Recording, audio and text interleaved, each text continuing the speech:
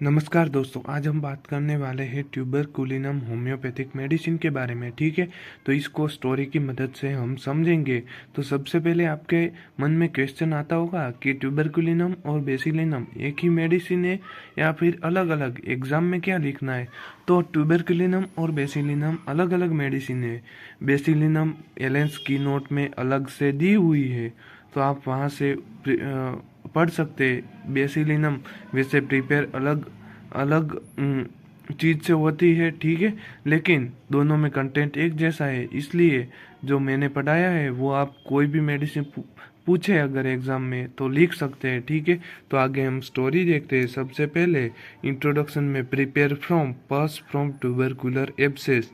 ठीक है, और ये बर्नेट ने प्रूव की थी और ये नोसोड फैमिली से बिलोंग करती है। ठीक है, आगे आगे हम बात करें तो इसकी स्टोरी की मदद से याद रखेंगे। ठीक है, तो एक एक मासी थी। मासी, उसका बेटा जब भी खेत में मतलब फसल फसल यानी कि क्रॉप्स की कटाई करने की बारी आती थी तब बीमार होने का बहाना बनाता था और बाइक लेके खुली हवा में चला जाता था। ठीक है, और उसके फैमिली में सब ऐसे ही थे, मतलब उसके बाप भी ऐसा था, उसका दादा भी ऐसा था। ठीक है, फैमिली हिस्ट्री थी मतलब।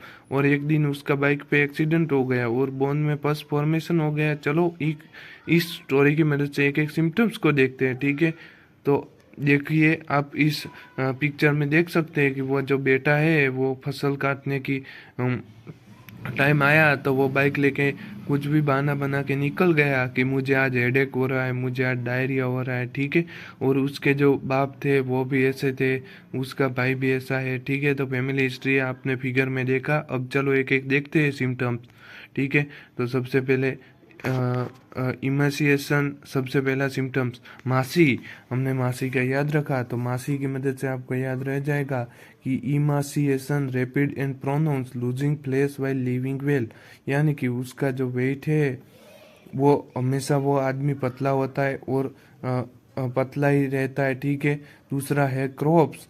तो मैंने बोला कि क्रॉप्स काटने की, जब भी वो फसल काटने की बारी आती है, ठीक है, तो उसकी मदद से आपको ये याद रह जाएगा, crops of small boil which are intensely painful appear successively specially on nose containing the green pointed plus. ठीक है, सिकल कोर में भी है कि जो क्रॉप्स होते हैं, स्मॉल बॉइल्स होते हैं, वो छोटे छोटे ऐसे दाने जैसे वो नोज नाक पे, ठीक है, बन जाते हैं और ग्रीन पॉइंटेड पस उसमें से निकलता है। ठीक है, अब तीसरे सिम्टम्स की बात करें तो अब बहाने शुरू किए उस लड़के ने। ठीक है, तो बहाने तीसरे और चौथे सिम्टम्स में है तो सडन अर्ली मॉर्निंग डायरिया। एक दिन बोल रहा है कि मुझे डायरिया हो गया, दूसरे दिन बोल रहा है कि मुझे क्रोनिक हेडेक हो गया है। ठीक है, chronic headache when best selected remedy only palliates. ठीक है, और फिर पेलिएट्स यानी कि थोड़ी देर के लिए दर्द को मिटा देना। ठीक है, सिर्फ थोड़ी देर के लिए। अब पांचवा सिम्टम्स है कि symptoms इवर changes all the time. ठीक है, तो वो पूरे दिन बहाने अलग अलग बनाता था। ठीक है, तो सिम्टम चेंजेस ये भी याद रह जाएगा।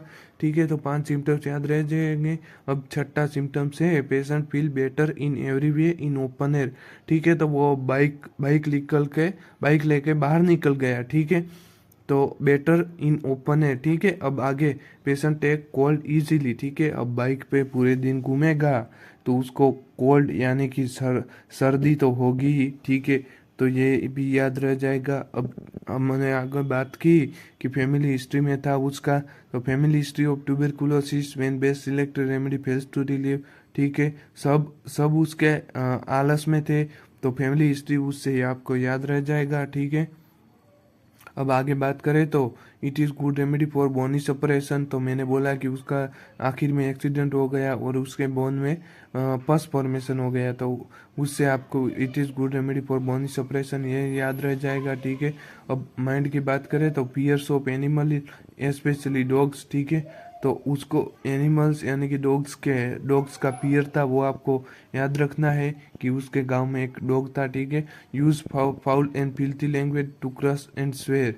ठीक है, तो वो पूरे दिन गाली और गलौज करता था क्योंकि उसका स्वभाव ही ऐसा था, सबको गाली गलौज करता था, उसके घर वालों को भी। और तीसरा सिम्टम्स है everything in room seems to be strange despite of place in room are very familiar. ठीक है, उसको सब ऐसा लगता था कि सब बाहर के लोग हैं, जबकि उसका जो प्लेस था और जो रूम थे वो सब उसके फैमिली मेंबर थे।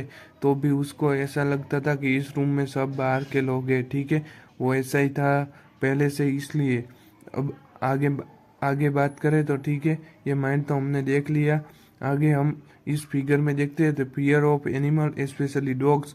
ठीक है, पहले फिगर में आप देख सकते हैं। दूसरा है use foul and filthy language. ठीक है, क्रश एंड स्वेयर, सबको वो ऐसा ही बोलता था, गाली गलौज। ठीक है, तीसरा है everything in room seems to be strange despite of place being familiar. ठीक है, तो ये 3 सिम्टम्स आपको माइंड के भी याद रह जाएंगे। थैंक यू वेरी मच दोस्तों। अगर वीडियो अच्छा लगा हो तो सब्सक्राइब, शेयर करना, लाइक करना ना भूले दोस्तों। बहुत मेहनत लगती है ऐसे वीडियो बनाने में। थैंक यू वेरी मच दोस्तों। मेरे चैनल में